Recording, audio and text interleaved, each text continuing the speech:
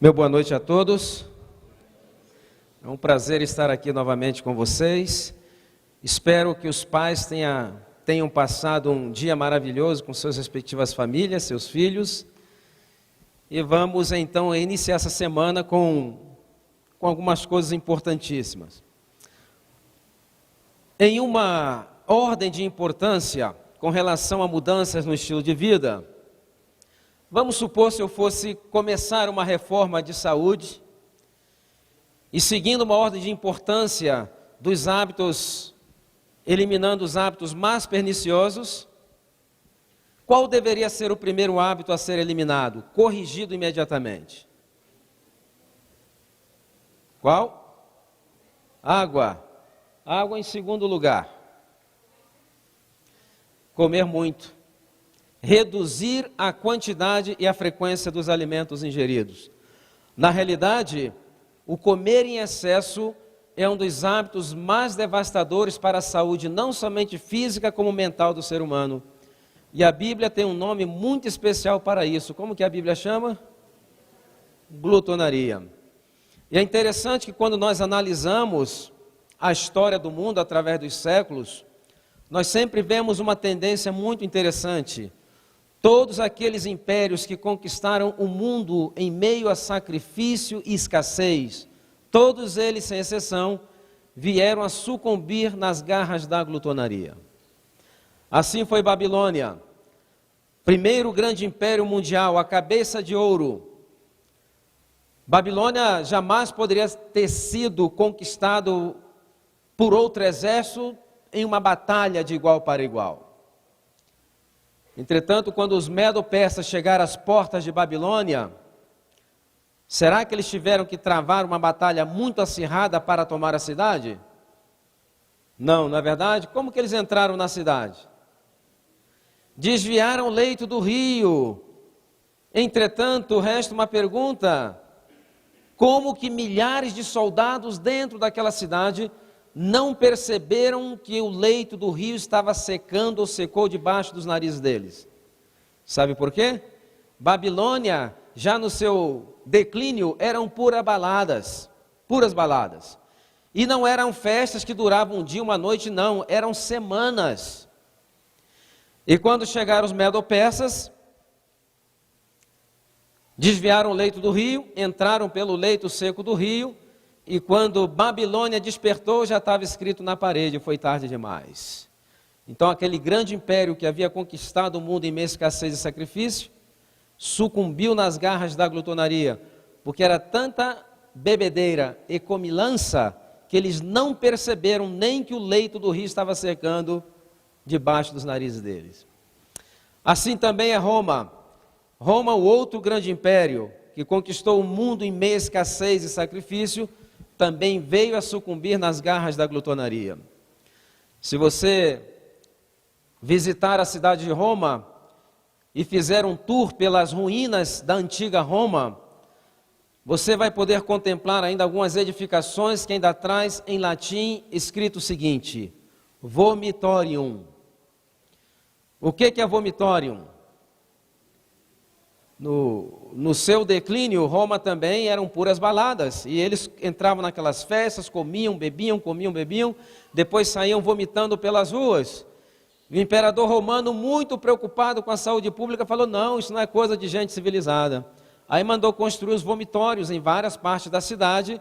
Então o cidadão romano, ele saía das festas, né, comia, quando não cabia mais, iam educadamente para os vomitórios, metia o dedo na garganta, vomitava, depois voltava para as festas para continuar comendo até o raiar do dia.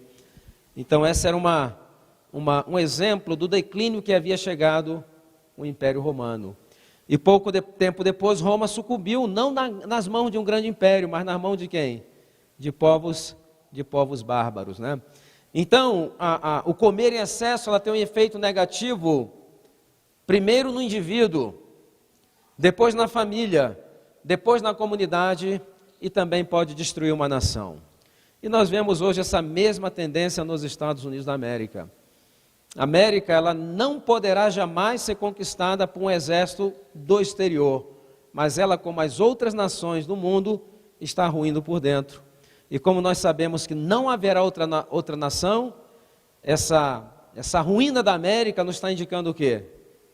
Que o tempo está se aproximando. Agora, é interessante que Deus, quando menciona os pecados de Sodoma e Gomorra, ele passa por alto muitos pecados, mas ele faz questão de frisar o quê? A glutonaria. Mas por que frisar a glutonaria? Sabe por quê? Porque é da glutonaria da onde se origina todos os outros males. E é muito fácil entender isso. Nós temos uma tendência a glutões genético, devido à herança caída que nós recebemos dos nossos primeiros pais. Por exemplo, quando Satanás tentou a Eva, qual foi a estratégia que ele utilizou? O apetite. Fazer ela indulgir com o apetite.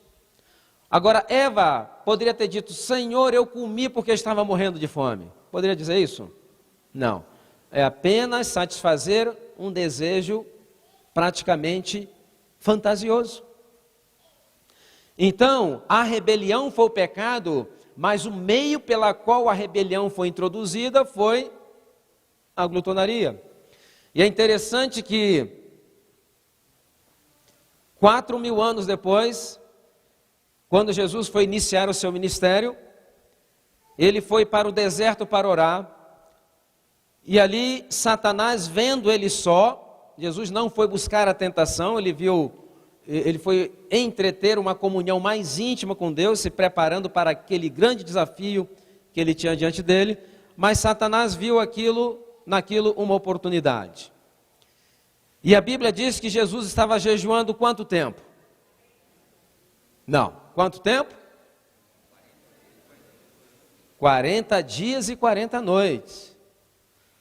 Por que a Bíblia fala 40 dias e 40 noites? Os árabes terminaram agora o Ramadã. E durante o Ramadã, eles jejuam 40, mas o que eles fazem pela noite? Eles comem. Então, para não haver dúvida de que tipo de jejum Jesus fez, eles colocaram lá 40 dias e 40 noites, sem comer pão e sem beber água. E aí Satanás, quando teve tido êxito com Adão, ele falou: bom, não vou mudar a minha estratégia. Qual foi a primeira tentação? Se és filho de Deus, transforma essas pedras em também um apetite. Interessante que no livro Desejado de Todas as Nações, quando comenta essa questão da tentação no deserto, Ellen White diz o seguinte: onde fracassou o primeiro Adão, o segundo Adão teria que ser vitorioso. Onde começou a ruína? Aonde começou a ruína? Na condescendência com apetite. E ela diz o seguinte: onde começou a ruína, deveria recomeçar a obra de restauração. Então, todo movimento de reavivamento e reforma que não começa com a reforma de saúde, ela tem uma vida muito curta. Não vai. Porque quando eu venho falar de saúde, eu não estou falando aqui de intestino, de estômago, apesar que nós vamos em fisiologia, mas o que eu estou falando sobre espiritualidade, a influência que tem a nossa alimentação na nossa mente e certamente no nosso comportamento. E é por isso que o inimigo tenta destruir a espiritualidade do ser humano com aquilo que ele tem contato diariamente. E o que é? Os alimentos. E nós vamos ver isso de maneira muito categórica, como a indulgência no apetite, o comer muito e com muita frequência, drena não somente a nossa energia física, mas também a nossa energia mental e energia emocional. Trato digestório. Tem como apagar essas luzes aqui? Não. Talvez melhore um pouco a definição ali. Não tem?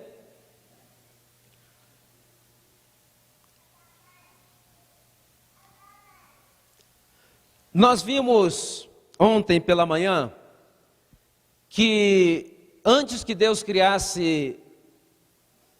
Ele criasse os seres humanos, primeiro Ele criou o quê? O ambiente.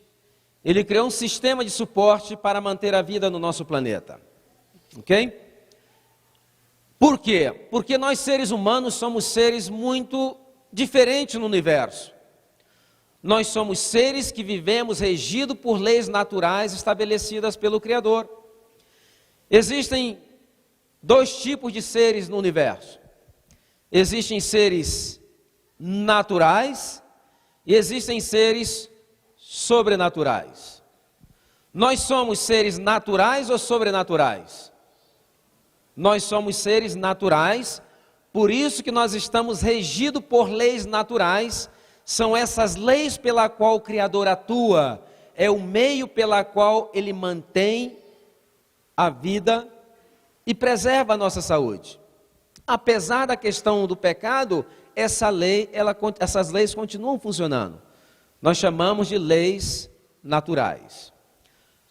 Um anjo é um ser natural ou sobrenatural?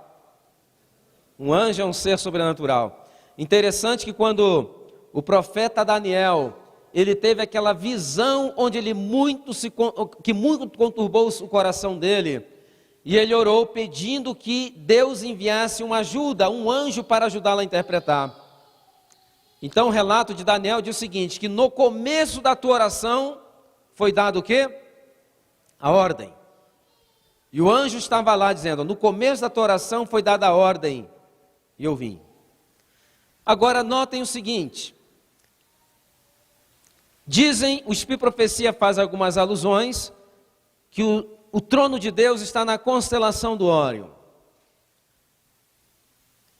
E da constelação de Órion até aqui no nosso planeta, vamos supor que aquele anjo tenha recebido a ordem para vir.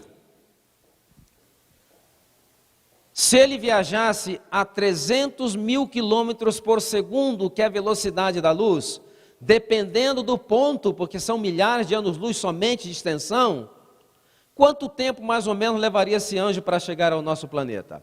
Viajando a 300 mil quilômetros por segundo, aproximadamente 6 mil anos, dependendo do ponto.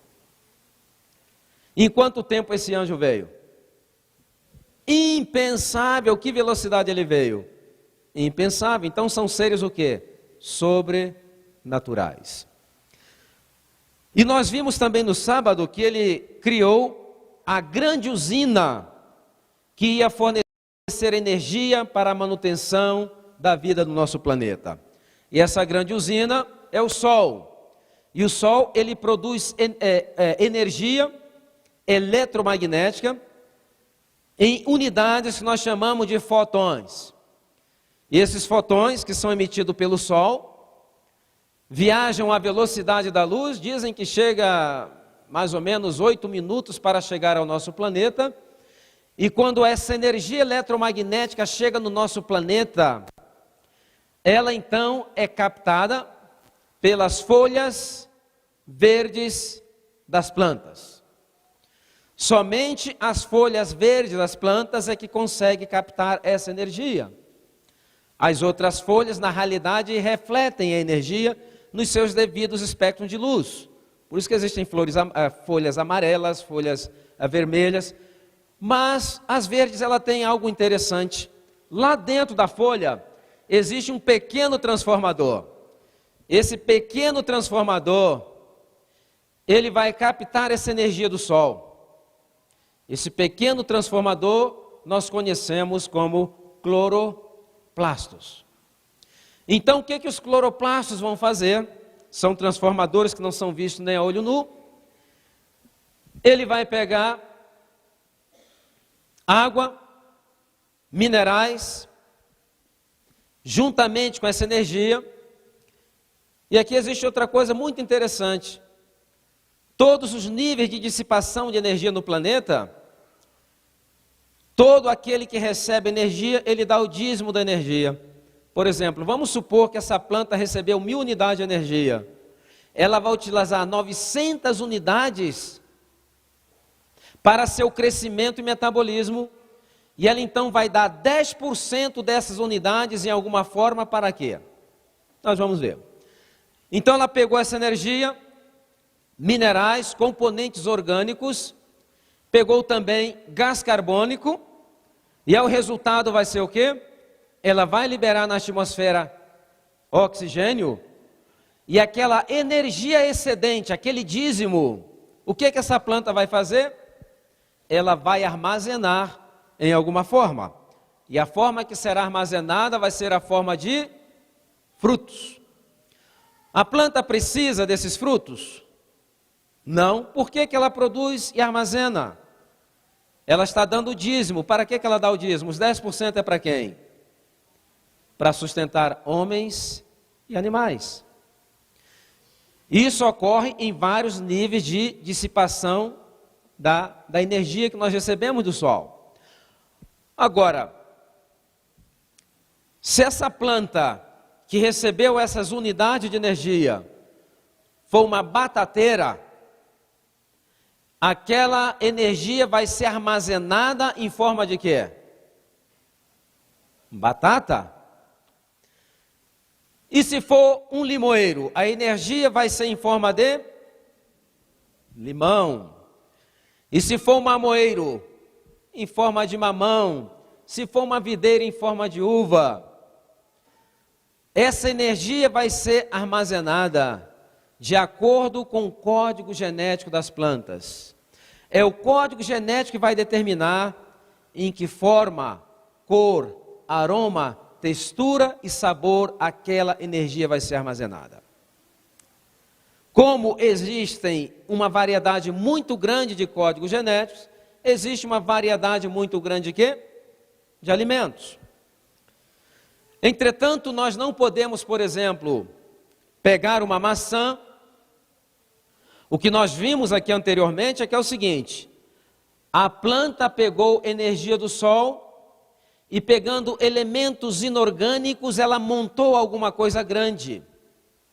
Então vamos supor que tenha sido uma macieira que montou uma maçã. Nós, por exemplo, não podemos pegar essa maçã, colocar na boca e tentar empurrar a goela abaixo e esperar que o nosso organismo vá obter dessa maçã aqueles elementos pequenos e microscópicos que ele necessita. Não tem como. Para que isso possa ocorrer, nós temos que desmontar aquilo que a natureza montou. Para isso, Deus criou o que eu chamo da nossa linha de desmontagem. Eu quero apresentar para vocês a nossa linha de desmontagem. Chama-se trato digestório. Qual é a finalidade da linha de desmontagem? É desmontar aquilo que a natureza montou em elementos tão pequenos que sejam absorvidos e aproveitados pelo nosso organismo. Essa linha de desmontagem, ela é uma linha muito bem organizada. Cada departamento possui a ferramenta ideal para desmontar alguma coisa. E ela é muito compartimentada. Então nós temos, por exemplo, departamento da boca. É nesse departamento que estão os trabalhadores braçais dessa linha de desmontagem. Quem são esses trabalhadores braçais? São duas categorias. São os dentes e quem mais? Língua e quem mais?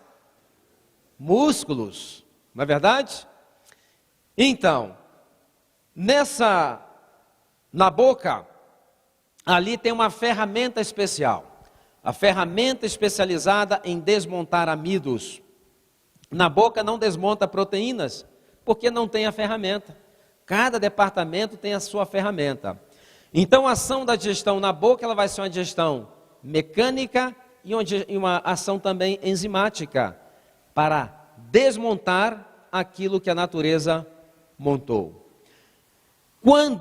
Já depois da Revolução Industrial, quando houve a mecanização da agricultura, da indústria, e através do tempo, toda essa tecnologia começou a ser aplicada na preparação de alimentos, o mundo ocidental praticamente, agora também o oriental, foi inundado com alimentos processados, alimentos desequilibrados, refinados, empacotados, alimentos que não necessitam uma mastigação vigorosa, e o primeiro que se percebeu foi a degradação gradual de quê? Dos dentes. E muitas pessoas pensam que o problema do dente é um problema de higiene. Não é um problema de higiene somente. É uma combinação de uma alimentação inadequada que vai contribuir para o deterioro dos dentes. E hoje nós estamos chegando a uma situação em que, por exemplo, nos últimos 50 anos, muitas pessoas já nascem sem espaço para o dente ciso. Existem crianças que nunca chegam a desenvolver o dente ciso. Sabe por quê? Porque não tem espaço. Mas o que aconteceu com o espaço? Na planilha do Criador o espaço estava lá, o que nós fizemos com ele? Acontece que o siso e os dentes chamados molares são os dentes de maior tração e são conhecidos como mastigadores de nozes e sementes, porque ele tem uma capacidade muito grande de triturar. Nos últimos 50, 60 e 70 anos, a alimentação se tornou uma alimentação muito blanda, muito macia, muito suquinho, muitas papinhas, muitas sopinhas, muitos refinados. Então, pelo uso e desuso, começou a haver o deterioro da dentição. Então, muita gente pergunta, será que se eu voltar a comer as coisas que necessitam de mastigação vigorosa, será que meu filho vai ter o espaço? Não, a Bíblia diz que leva 3 ou 4 gerações para você recuperar uma função genética que foi perdida. Nos irracionais, essa recuperação ela é muito mais rápida. Mas nos seres humanos, a Bíblia diz que Deus persegue a maldade dos pais dos filhos até que geração? Mas faz misericórdia a milhares que o amam e guardam seus mandamentos. Os racionais, não tem a nossa responsabilidade. Por exemplo, um porco que é criado no chiqueiro. Se a pessoa pega aquele porco e solta ele no meio do mato, depois de 6 ou 7 meses que ele encontrar aquele porco, ele não vai reconhecê-lo. Sabe por quê? Porque aquele pelo que era fininho, quando ele estava lá no chiqueiro, aquele pelo cai e dá lugares a pelos negros e mais grossos. Os dentes começam a desenvolver e formar aquelas curvas, como se fossem dentes de javalis. E por que não acontecia lá no chiqueiro? Porque no chiqueiro ele não tinha que fuçar a terra. Então não havia o estímulo para ser expressada aquela função genética. No chiqueiro ele não tinha que correr no meio do mato, entre espinhos. Então aquele pelo fininho era suficiente. 7 a 8 meses. Mas seres humanos levam um tempo muito maior. Então, a recuperação da integridade da nossa linha de desmontagem é o primeiro passo na recuperação da saúde. E eu ainda diria, é impossível ter uma boa saúde se não tem uma boa digestão. E a alimentação inadequada, o primeiro que ela vai fazer, sabe o que é? Destruir a nossa própria linha de desmontagem.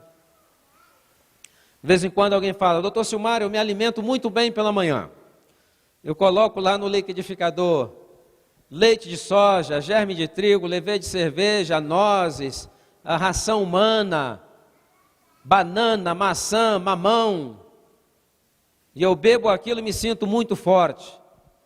Eu digo, forte não, deve estar cheio de gases, né? Distensão abdominal. Por quê? Porque grande parte desses alimentos, onde deveria ter ocorrido a digestão? Na boca. Através de que função? Da mastigação e da produção da enzima que haveria digerido principalmente os amidos. Aquilo foi bebido, foi tomado, foi engolido. E o que vai ocorrer? Quando esse alimento chega no estômago, quando ele chega lá no estômago, há uma reclamação, começa a chegar esse material que não foi desmontado, o que o estômago fala?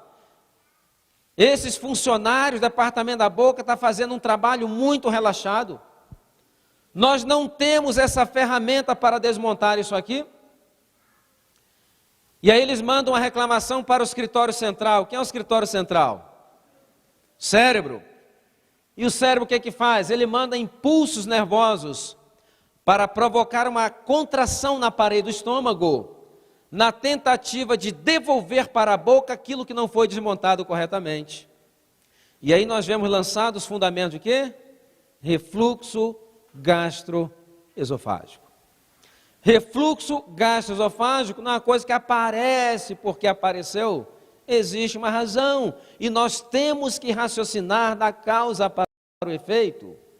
Não é simplesmente eu estou com hiperacidez, eu estou com queimação, tomar um antiácido. Essa é uma solução fácil e lógica demais. Mas nós estamos lidando apenas com sintomas, não estamos lidando com a causa. E aí o que ocorre? Quando dá aquele espasmo, aquela contração, melhor dizendo, o alimento ele volta, só que ele volta misturado com o quê? Ácido clorídrico. Então, quando ele chega no esôfago, o esôfago não tem a proteção que o estômago tem, que previne que o ácido irrita o seu próprio tecido. Então, dá aquela queimação. E aí, o que vai ocorrer? E aí, passa um tempo, aquilo pode levar a uma incompetência da válvula gastroesofágica, pode lançar os fundamentos de hérnia, pode lançar a uma calásia, uma esofagite, e ao longo do tempo, o que pode ocorrer? Aquelas células, elas vão recebendo essa agressão e elas têm que se defender. Então elas vão recombinando geneticamente para torná-la mais resistente àquela agressão. Então passa pelas fases de metaplásias, displásias, até que finalmente chega o quê? A uma neoplásia. O que é uma neoplásia? É uma célula cancerosa, que é das células mais resistentes que eles conseguem fazer. Então, na realidade, a produção de um tumor é um mecanismo de defesa do organismo devido a X agressão, que às vezes a pessoa nem sabe que estava ocorrendo. É uma adaptação celular à agressão. E aí o que? Por exemplo, um câncer de esôfago, do diagnóstico ao óbito, alguns meses, super agressivo. Então, raciocinando da causa para o efeito, o que nós vamos fazer? Vamos retirar o abuso. Então, vamos comer alimentos que tenham uma necessidade de uma mastigação mais vigorosa. Pelo menos frutas, vegetais, cereais integrais, nozes, castanhas, para termos realmente uma dentição saudável. Por exemplo, nos Estados Unidos, nos grandes supermercados, existem corredores só para produtos para higiene oral. Se você for usar todos aqueles produtos que estão ali, toda aquela parafernália, você teria que estar aposentado, porque não ia poder fazer outra coisa, de tantos produtos que existem. Entretanto, o índice de cárie na América são 300 cáries por cada 1.000 habitantes, ainda com toda essa parafernália. E aí você vai em alguns países, por exemplo, na África, das Polinésias, e aquelas pessoas com aqueles dentes perfeitos, e você pergunta, quantas vezes você escova o dente diariamente? A maioria nunca nem viu uma escova de dente na vida. E aqueles dentes o quê? Perfeitos. Graças a Deus que nós temos a odontologia, porque senão, 15, 16 anos de idade, a maioria da população estaria banguela já. Então, o que a odontologia tem feito? Tem tentado corrigir essas descompensações na mudança alimentar, e aí vai consertando aquilo que vai se acabando. Mas para quem tem crianças pequenas agora, melhor coisa, evite alimentos brandos, comece a dar alimentos que necessitam uma mastigação vigorosa, porque vai chegar um momento em que não necessitarão e terão quando desenvolver e terão uma dentição perfeita sem os problemas que nós temos enfrentado aí nos últimos 60, 70 anos.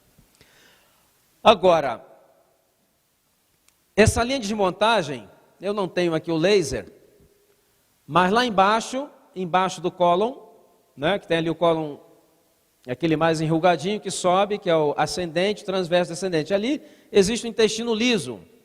É ali naquele intestino liso que se dá a absorção da maioria dos nutrientes. E esse intestino liso, ele é seletivo Por que ele é seletivo? Ele só permite passar para a corrente sanguínea moléculas de determinado tamanho.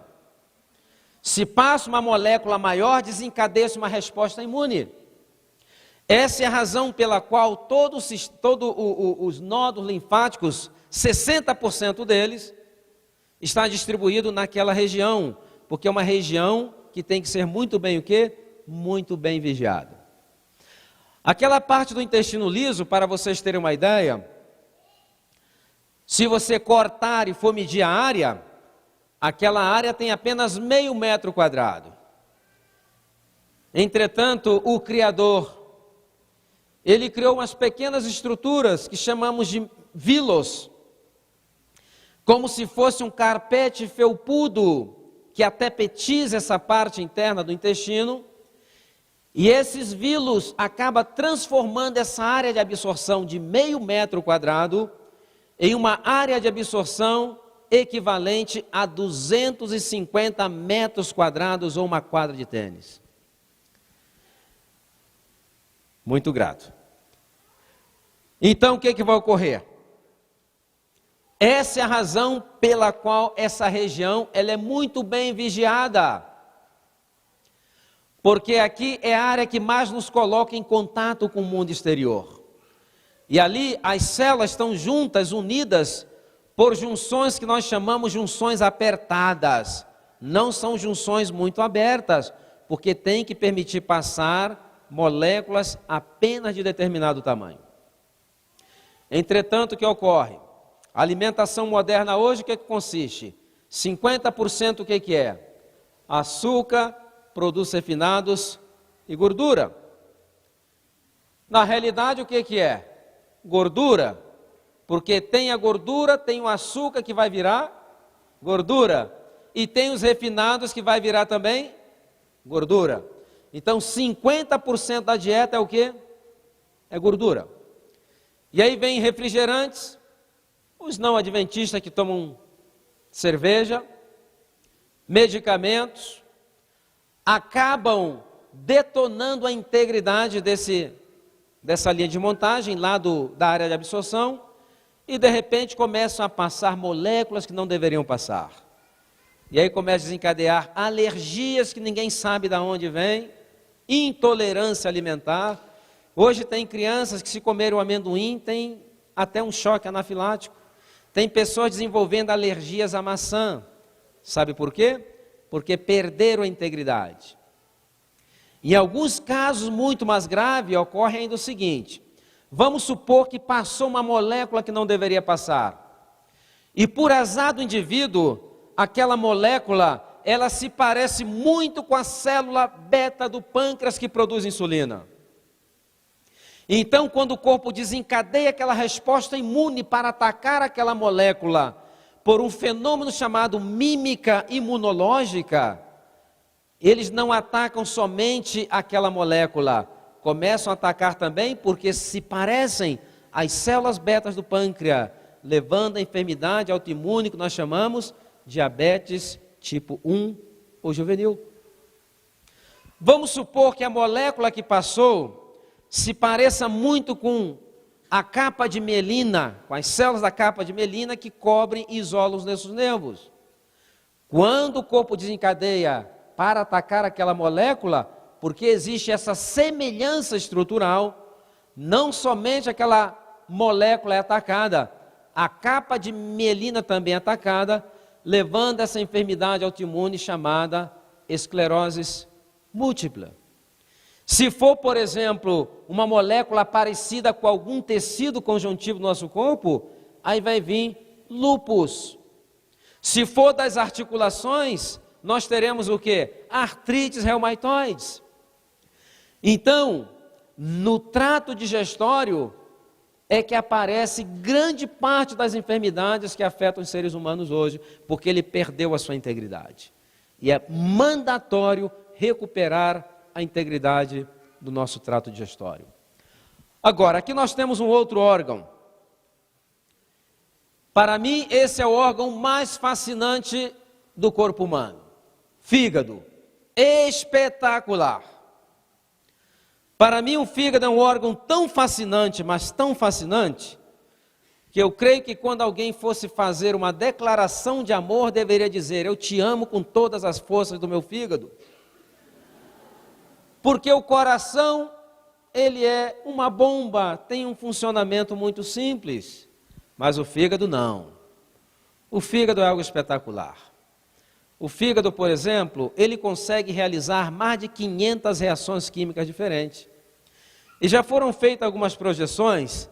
Se fosse construir um laboratório com capacidade para realizar todas as reações químicas que ocorrem no nosso fígado, esse laboratório teria que ter mais de 200 quilômetros quadrados.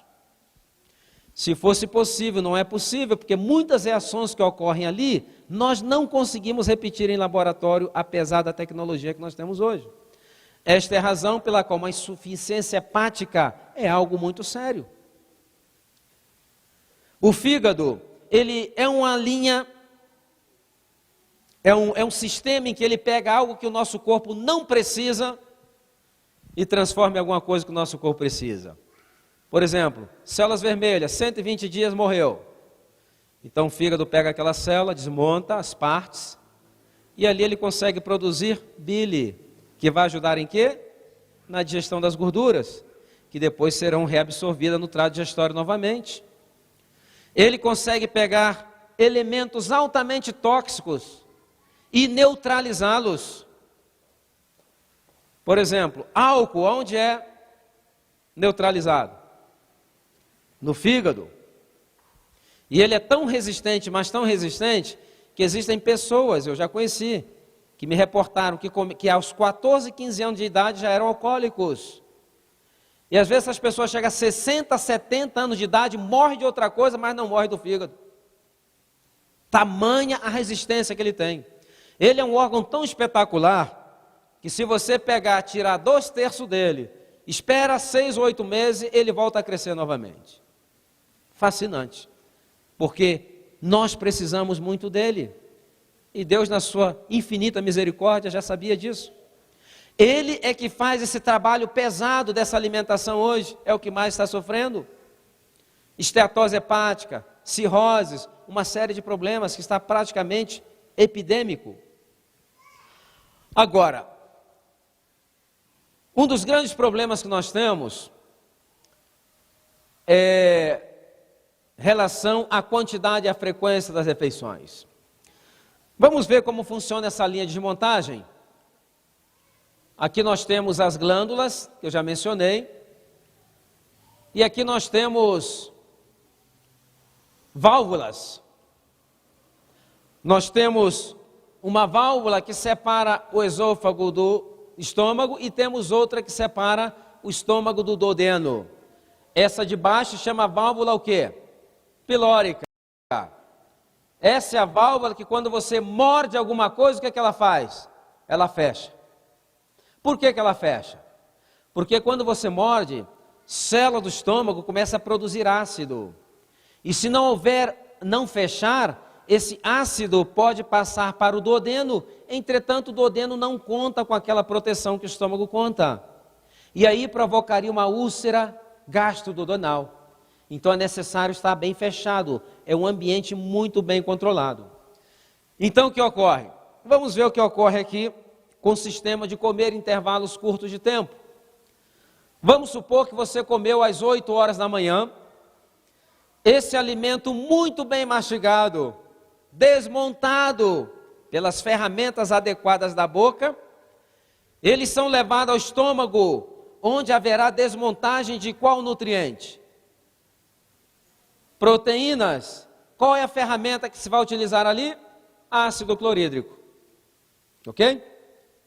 Então, aí o que ocorre? Você começa a mastigar, o cérebro então começa a provocar uma vasodilatação da parede do estômago, onde ele vai haver um acúmulo de sangue que vai fornecer o calor para facilitar a acidez dentro do estômago. Ele vai também controlar a produção de ácido clorídrico, que é uma demanda, é um gasto muito grande de energia a produção de ácido clorídrico. E quem controla isso, quem é? O cérebro. E aí, quando o alimento está lá, vai chegando, ele começa a mandar ondas elétricas para provocar peristaltismo. O que é peristaltismo? A parede do estômago começa a fazer isso para mexer bem, ou misturar bem, aquele ácido que foi produzido juntamente com os alimentos para desmontar proteínas em aminoácidos, ou em peptídeos menores. É uma energia que está sendo gasta como energia o quê? Nervosa. Então você comeu às 8 horas da manhã, uma hipótese. Esse alimento, quando chegou lá, mais ou menos 2 horas, dependendo da quantidade de proteínas, mais tempo, menos proteína, mas em média 2 horas, seria o período médio de esvaziamento do estômago. E é o que vai ocorrer. 2 horas, terminou a digestão, 10 horas da manhã, aquele ambiente alcalinizou que estava ácido, e isso é uma mensagem que o estômago manda para o cérebro dizendo o seguinte: pode liberar o piloro, porque nós já terminamos aqui. Entretanto, são 10 horas, vem outra mensagem de volta dizendo o seguinte: não, vem o lanchinho das 10, mantém esse negócio aí fechado. Quanto tempo para o lanchinho das 10? Começa tudo novamente, o cérebro tem que controlar peristaltismo, produção de ácido clorídrico, tudo a energia o que? Nervosa que está sendo investido. E depois de 2 horas, o que ocorre? Chegamos então, que horário? Meio-dia. Meio-dia o ambiente alcalinizou, vai uma mensagem para o cérebro: pode liberar o piloro. Só que vem outra mensagem dizendo o seguinte: rapaz, você não sabe o que está chegando aqui. Perna de frango, macaxeira, arroz, dependendo da região, não é verdade? Arroz, feijão, angu. Quanto tempo agora para o almoço? Normalmente o almoço é mais rico em proteínas, então vai se estender um pouco mais tarde. E aí o cérebro tem que começar tudo novamente. E é interessante que ele tem que começar para um amendoim. Se você ingerir apenas um amendoim entre as refeições, todo esse processo ele tem que se encadear para um amendoim como se fosse para uma refeição inteira. Esta é a razão pela qual o Espírito Profecia diz que entre as refeições, ela utilizou uma palavra muito interessante: nenhuma partícula de alimento deveria ser introduzida no estômago, porque se for uma pequena partícula ou uma refeição, todo o processo ele se desencadeia. Agora, começa novamente o processo digestivo, o cérebro tem aquele trabalho novamente, 3 horas da tarde termina, e aí o estômago, a essa altura já meio irritado, ele manda uma mensagem dizendo: você quer por favor abrir esse piloro? Só que o cérebro fala: não, está na hora do lanchinho das 3. E o que ocorre? E assim a pessoa vai ficando, e ela chega a ficar com resíduos de alimentos 18 por 20 horas que entraram no estômago pela manhã. Onde que está o seu desejum ainda, ou parte deles? Está no estômago, e tentou sair várias vezes, você não deixou, não é verdade? Agora a pergunta mais importante: o que ocorreu com esse desejum? Ele já não é alimento, ele é um veneno. Sabe por quê? Porque ele permaneceu naquele ambiente ácido por um período mais do que deveria, e principalmente amidos, frutas, fermentam com muita facilidade. E fermentou. E a fermentação vai produzir o quê? Produz álcool. E hoje está ocorrendo um fenômeno muito interessante. De vez em quando algum membro da igreja fala: doutor Silmar, estou muito preocupado, acabei de fazer um exame médico, e o meu médico me disse que eu estou com um problema sério no meu fígado, mas eu sou adventista de berço, eu nunca tomei nenhuma cervejinha na minha vida. Infelizmente, tem adventistas transformando o seu estômago num verdadeiro alambique. Essa produção de álcool, quem é que tem que lidar com ele? É o fígado. E é o que vai ocorrer? E aí passa 1 ano, 2 anos, 10 anos, 20 anos, 30 anos, 40 anos, o que ocorre? Pulou aqui, é?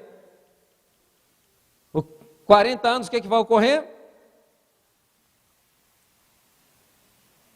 Se aquela pessoa tiver alguma predisposição para um problema no fígado, ela vai ter problema no fígado. Se o calcanhar de Aquiles biológico dela é o fígado, ela vai ter problema no fígado, sem nunca ter tomado nenhuma cervejinha.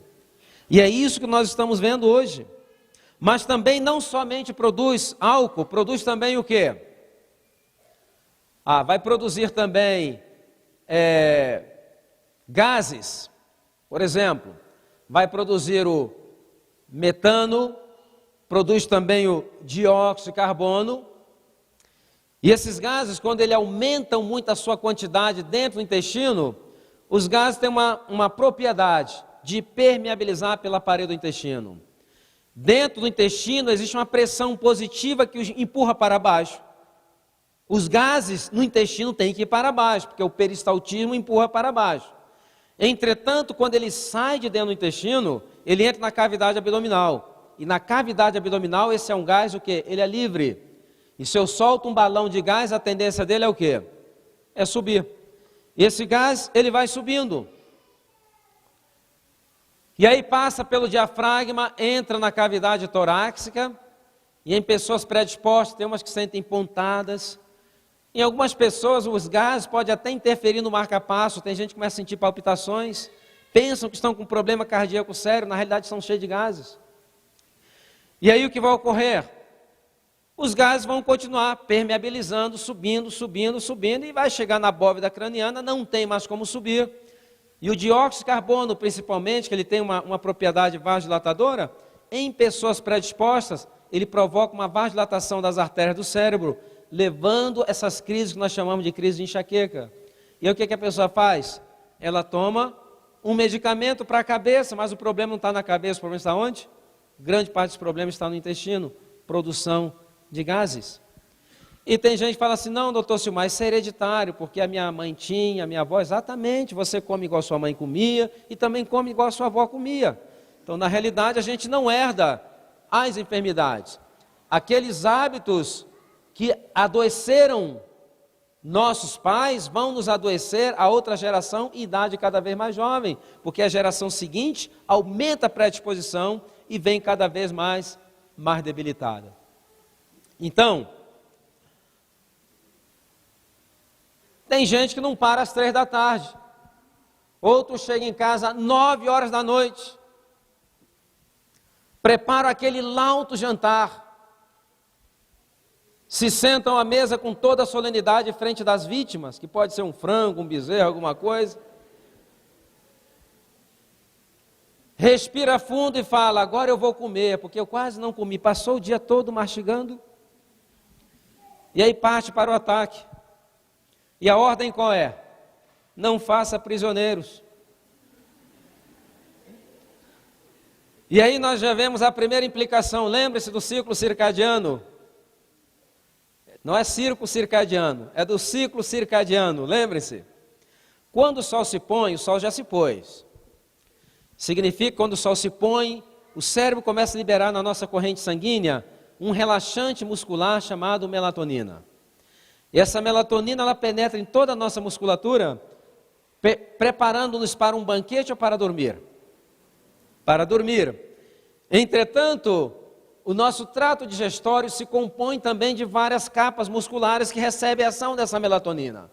E então, uma janta às 8, 9 horas da noite, o cérebro vai ter um trabalho muito maior, porque o pobre coitado que não parou de trabalhar durante o dia, ele agora vai ter que tentar estimular um órgão que está, tecidos que estão sob efeito de um relaxante muscular. E o resultado o que vai ser? Uma digestão lenta, que vai arrastar-se até altas horas da madrugada, atropelando todos os outros processos de restauração que deveriam ocorrer. E aí passa o quê? 1 ano, 2 anos, 10 anos, 20 anos, 30 anos. Aquele desgaste que foi sofrido durante o dia, ele não é reposto. E aí ocorre um fenômeno, a pessoa quando levanta no dia seguinte, apesar de ter estado na cama 10 ou 12 horas, quando ela levanta, ela está pior do que quando foi dormir. Sabe por quê? Porque ela não dormiu, ela não chegou à profundidade de sono que fosse fomentar a restauração. Ela ficou ali meio morta. E isso ocorre por quê? Porque Deus é misericordioso. Porque se o cérebro for cuidar de outros fenômenos que devem ocorrer, e parar a digestão, o que ocorre? A pessoa morre. Mas Deus é tão misericordioso, mas tão misericordioso, que a pessoa não chega a uma profundidade profunda do sono, mas também não fica a noite toda olhando para o teto, como se fosse uma anaconda que engoliu um bicho, né? Ela fica ali meia morta na realidade, mas ela não está descansada. E lembre-se daquele fundo de energia vital para 120 anos? Para levantar no dia seguinte, o que ela tem que fazer? Lançar a mão daquele fundo. E aí passa 1 ano, 5 anos, 10 anos, 20 anos, 30 anos, 40, 50 anos, chega um momento que esse fundo se vai. E é isso que nós vimos ontem no teste aqui. Lembre-se. 20, 30, 15, 40 anos a mais, porque nós estamos acelerando o desgaste dos nossos órgãos. E muita gente pensa, não, que isso aí não é assim que funciona. É assim que funciona. Você, como compra um carro, se você pegar o manual técnico, que eles nunca dão para o proprietário, no manual técnico de qualquer equipamento que você compra, ele tem ali o tempo de vida útil de determinada peça. E o nosso corpo também tem. Se nós observarmos, por exemplo, e usar o manual do Criador, com boa manutenção, isso aqui está garantido para quanto tempo? Certificado de garantia para 120 anos. Com uma má manutenção, o que ocorre? Se perde muito desse tempo de vida útil. Agora, existe um período de 10h30 a 1h30 da manhã, que eu chamo horário nobre do sono, onde dezenas de fenômenos de restauração ocorrem ali. Existe um momento do sono chamado movimento rápido dos olhos. Movimento rápido dos olhos é quando o cérebro está mandando descargas elétricas para que os nossos nervos chequem todos os tecidos. A finalidade dessa descarga é identificar alguma lesão. Quando identifica alguma lesão, já vem uma resposta. E o cérebro já sabe aonde está a lesão, que tipo de hormônio ele tem que produzir, que tipo de células tem que estimular, que tipo de proteína específica ele tem que estimular as células sintetizarem para reparar aquele lesão que foi adquirida, para que no dia seguinte a pessoa amanheça completamente o quê? Completamente restaurada. Mas não pode fazer isso, que ele está tentando salvar a sua vida. E o que vai ocorrendo? Envelhecimento precoce, enfermidades e morte prematura. Por isso que existe uma passagem na Bíblia que diz o seguinte: a cada manhã a misericórdia do Senhor se renova. Mas muitas pessoas não estão permitindo, em termos de saúde, que essa misericórdia se renove, porque não estão criando as condições para que esses fenômenos, então, venham a ocorrer. Me lembro que em algum lugar, não sei se foi na Flórida, em Fort Lauderdale, estava falando e alguém do auditório falou: Dr. Silmar, o problema é que quando chega 9 horas da noite, o meu estômago faz um barulho tão grande que eu tenho que comer alguma coisa. Eu falei: não, o seu estômago está pedindo misericórdia, a senhora não está entendendo.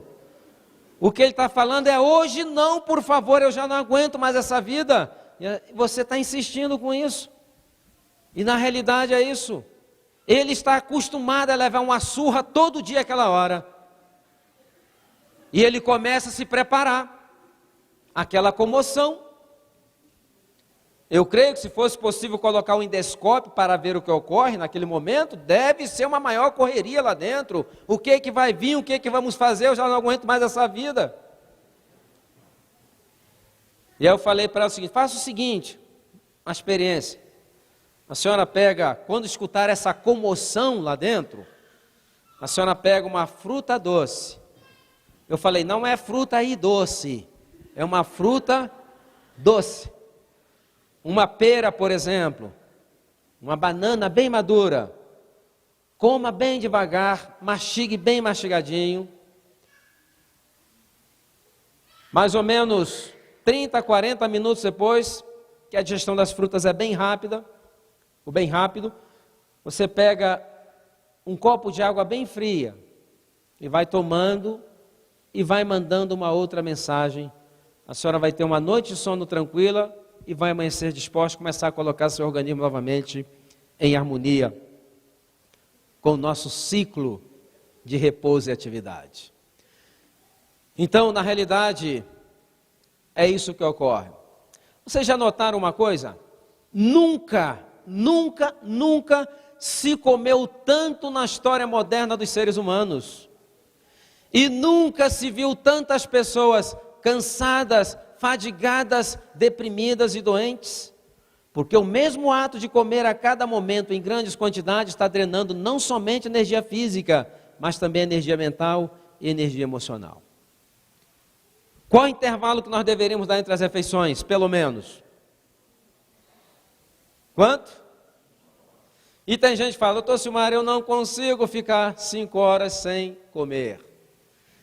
Sim, para que você fique 5 horas sem comer, não sentir fome, você tem que implementar 3 hábitos.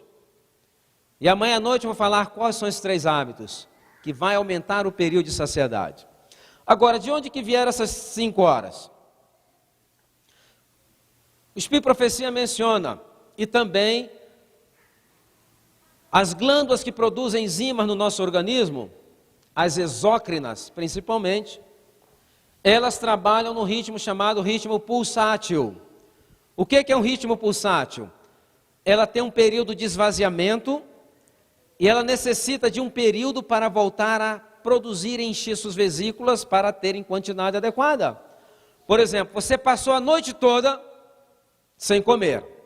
Se você pegar o seu desejum pela manhã e mastigar, você vai perceber que você vai ter bastante saliva. 10 horas da manhã, se você voltar a comer, você vai ter?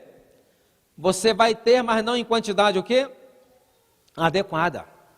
Por isso que tem gente que às vezes senta para comer alguma coisa, mastiga, mas o negócio está o quê? Está seco. Pega na boca, nas bochechas, aí para piorar o que ela faz? Toma água para empurrar. E acaba descontrolando todo o sistema. Eu costumo ilustrar isso da seguinte maneira. Eu moro no sul do Texas, é uma região meio desértica, quente, lá chove muito pouco, às vezes passo meses sem ver uma gota de chuva, às vezes forma um temporal, eu corro lá para fora, cai uma gotinha e daqui a pouco vai tudo embora, é só isso ali, muito quente. E é uma região que existem muitas cascavéis, em função do clima.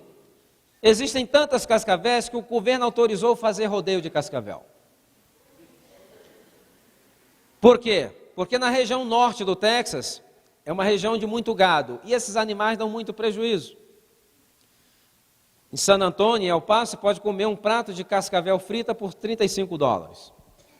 A conferência geral em 2015 vai ser em San Antônio. Façam planos então. Então, existem muitos acidentes com cascavéis, e quando existe acidente com cascavéis, eu me lembro quando eu estava fazendo rotações na emergência, havia um protocolo. E o protocolo é o seguinte, chegou com uma picada de cascavel, e o médico está atendendo, a primeira pergunta que ele faz, a pessoa é a seguinte, que hora que ocorreu esse acidente? Vamos dizer que o paciente falou, doutor, foi 1 hora atrás. Então o que é que ele faz? Ele vê onde é que foi a marca, vamos supor que a marca da picada tenha sido aqui na mão. Então ele pega uma caneta piloto e ele faz um círculo em volta da marca das presas, de mais ou menos 3 centímetros distal, e coloca aquela pessoa em observação por 2 horas. Porque em 2 horas ele quer determinar 2 coisas. Se aquela picada for uma picada seca ou for uma picada molhada. Mas o que é picada seca e picada molhada? É muito simples, vamos supor que uma cascavel me pique, e por sorte minha, 1 ou 2 horas antes, ela já havia picado um coelho. Significa que as vesículas que armazenam a neurotoxina havia se esvaziado completamente e não houve tempo de produzir e armazenar em quantidade suficiente que fosse me dar uma reação sistêmica. Então, 2 horas depois, se a reação da neurotoxina permaneceu naquele limítrofe, o médico determinou que aquela picada foi uma picada o quê? Seca. Entretanto, se aquela reação começar a passar aquele limítrofe, a picada foi uma picada molhada. Aí ele tem que dar todo o tratamento de suporte, preparar a ventilação, dar o soro antiofídio, alertar cirurgiões, que tem pessoas que têm reações tão agudas que o braço vai inchando e por uma síndrome chamada compartimental, aquele líquido produzido começa a comprimir os vasos, não existe uma circulação adequada e pode levar a uma necrose, a uma amputação do braço. Então ele tem que fazer incisões para aliviar a pressão, aquela coisa toda, e o soro antiofídio. E algumas pessoas perguntam, e por que não dá um soro antiofídio assim que chega na emergência? É muito simples, uma grande porcentagem da população tem reação muito severa ao soro, e às vezes morre do soro e não morreria da picada. Então, quando você coloca em observação, você quer ver, sabe o quê? Risco-benefício. Se aquela for uma reação sistêmica, vale a pena o risco de dar o soro antiofídio de maneira muito bem controlada. Mas se foi local, não. Você vai para casa, consulte com seu médico amanhã e lidar com aquilo com seu médico de família, sem problemas nenhum. Então, assim funciona também. Nós temos necessidade de um tempo para que se produza em quantidade adequada, para haver uma digestão adequada. E outro problema que nós enfrentamos hoje é o problema da mastigação adequada. Não se mastiga mais os alimentos.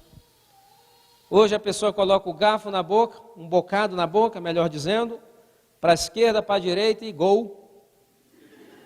Está melhor do que o ataque da seleção.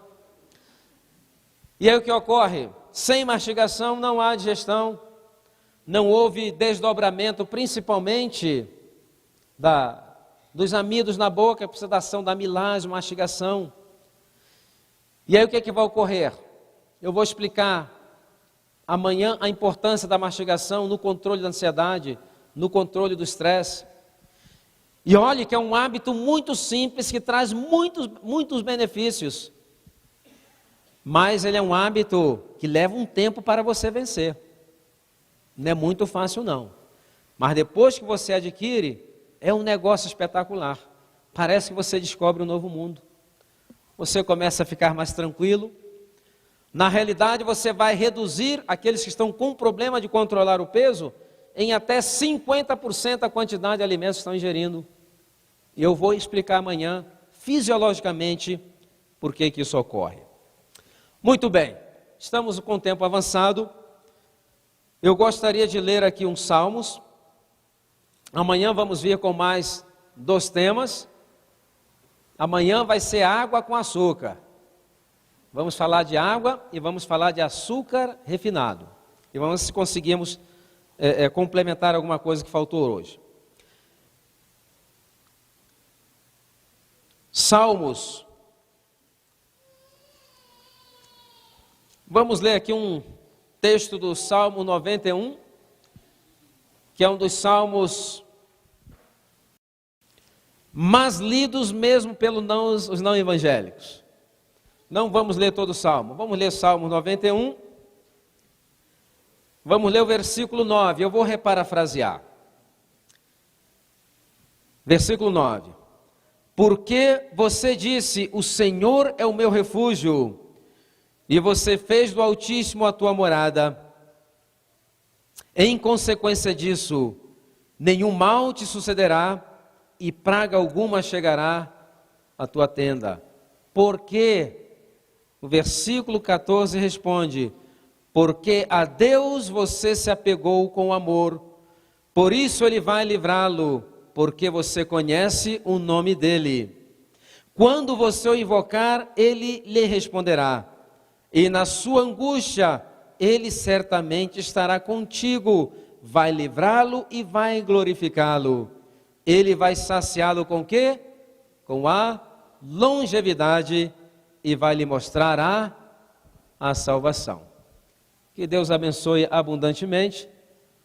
Não sei se temos alguns anúncios ou se vamos orar.